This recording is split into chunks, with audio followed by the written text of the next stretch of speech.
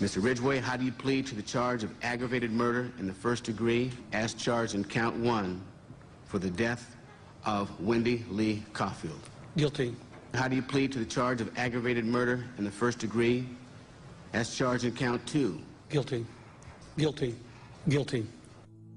It's like he didn't have any remorse at all for what he had done. You know, he'd killed so many people, he didn't remember who they were, what they looked like. I just couldn't believe that somebody could kill all those people and not remember them. Neither could the angry relatives of his victims, who were invited to speak in court when Ridgway was sentenced to life without parole on December 18, 2003. You had said your memory, when it comes to all of the women you took, was gone.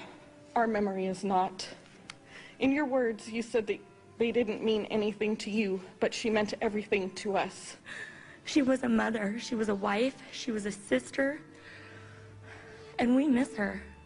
Gary Ridgway sat there stone-faced as victims' relatives damned him and mocked him. He's an animal. I wish for him to have a long, suffering, cruel death. He's gonna go to hell, and that's where he belongs.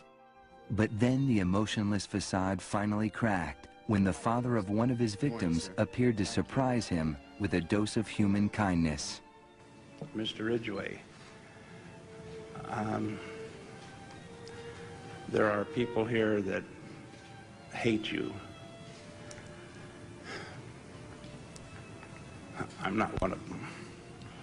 You've made it difficult to live up to what I believe, and it is what God says to do, and that's to forgive. You are forgiven, sir.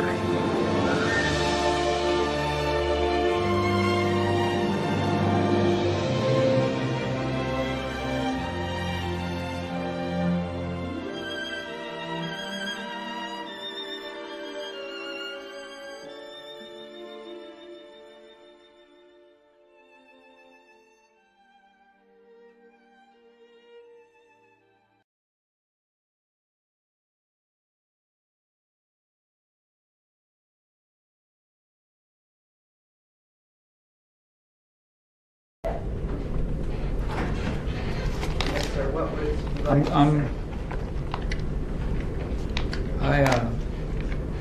glad to be here. Say hello to everybody. Want to say hello to you? Dorian, I don't want bad things for you. All right? You know, and I'm reading this book right now. I've read a lot of books. This book I'm reading is called Course in Miracles. And the main object of that book is atonement and forgiveness. Dorian, I want you to know that I want good things for you, you know? I don't want you to die in the death sentence, you know? And you're up here pleading guilty. I mean,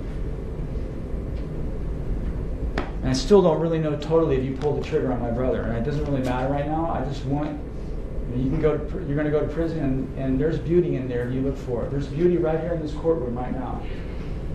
And, you know, these words of revenge and regret, and it's like, because of this, I can come from atonement and forgiveness and stand right here before you today, right before you guys, and tell you, I'll forgive you. That David Heath's little brother forgives you.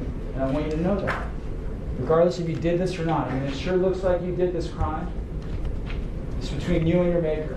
So wherever you're going, just remember, David Heath's little brother forgives you. And that's your mother over there. I want good things for that woman. And your family that was here earlier, I want good things for. I want good things for everybody in this courtroom. And I know if my brother was here right now, he would be cool with it. I know he would. I know David would be cool with it. Maybe one day you could tell me how it went down or whatever. You know, if it's all right with you guys, I'll send you a book in jail or a letter or whatever. You know, we'll just see how things go. All the family involved in this situation, you know, it was a sensitive act. I wish there was something I can really tell y'all to give y'all some closure as to what happened on that night, but I really can't tell you. Life just throw curves out there, and you know, people make decisions. I don't really know. You know, I'm sorry. Each and every one of y'all, all the families involved. Keith's family, Shaw's family, my family. And ain't nobody deserve none of this. A shattered windshield and shattered lives. That was the work of a drunk driver. Little Aaliyah, who was barely a year and a half old, died that day, her mother disfigured. The child's father stood outside the Kona court with his baby girl's blanket on his shoulder. Her scent is gone. You can't smell her anymore. She's gone. She's gone. Pain spilled over inside the courtroom as the woman who took the little girl's life apologized. Valerine Kilohano Knittel was so drunk she blanked out speeding through an intersection. She said she is not the same person she was that day in May of last year. She promised to commit her life to keeping others from making her mistake of drinking too much and getting behind the wheel of a car. I will work tirelessly to keep drunk drivers off the road. Afterwards, the judge remarked that she had just witnessed the most extraordinary acts of compassion and contrition, yet had to consider that Kilohano Knittel had a prior DUI conviction. Kilohano Knittel's blood alcohol level was 3 times over the legal limit. She was sentenced to a 10-year prison term. In offering his forgiveness, Wayne Braden believes that Kilohano Knittel was a decent woman who made a terrible mistake. He vows to push for tougher drunk driving laws, saying alcohol detecting devices in cars can't come soon enough. In order to get through this process, I had to forgive you, and I forgive you from the bottom of my heart. I pray for you because as a mother, you're a child to me, and in my heart, I have no anger or bitterness towards you.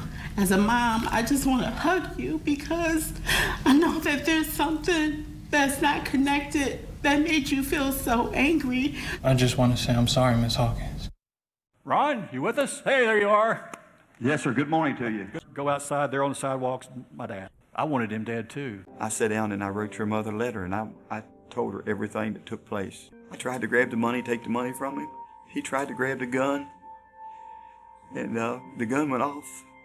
It took his life. I had received a letter back from you. I couldn't finish the letter. It took me several times to finish it because you forgiven me in the letter. Lord,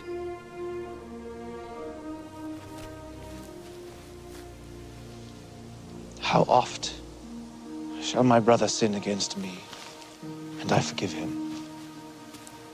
Till 7 times? I say not unto thee until 7 times, but until 70 times 7.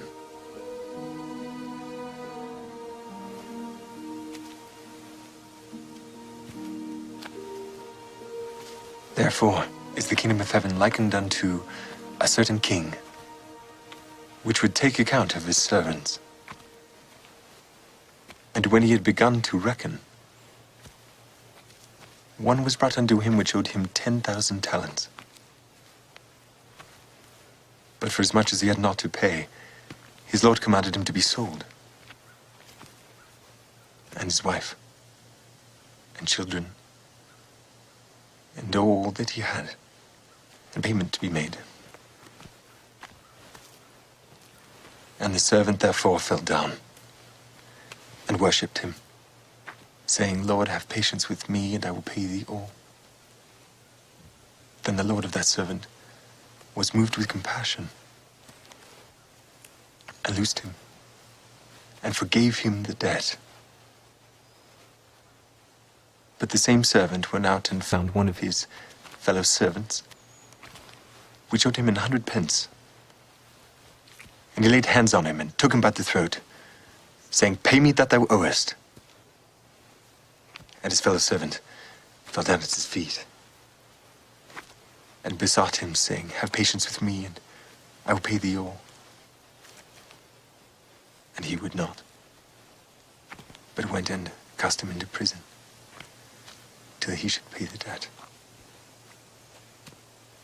So, when his fellow servants saw what was done, they were very sorry, and came and told unto their lord all that was done.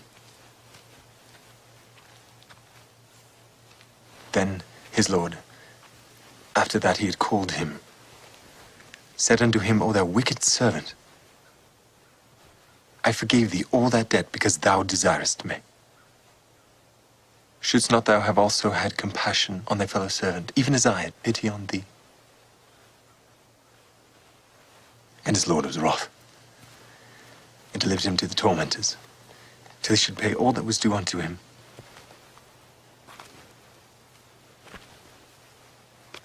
So likewise shall my heavenly Father do unto you,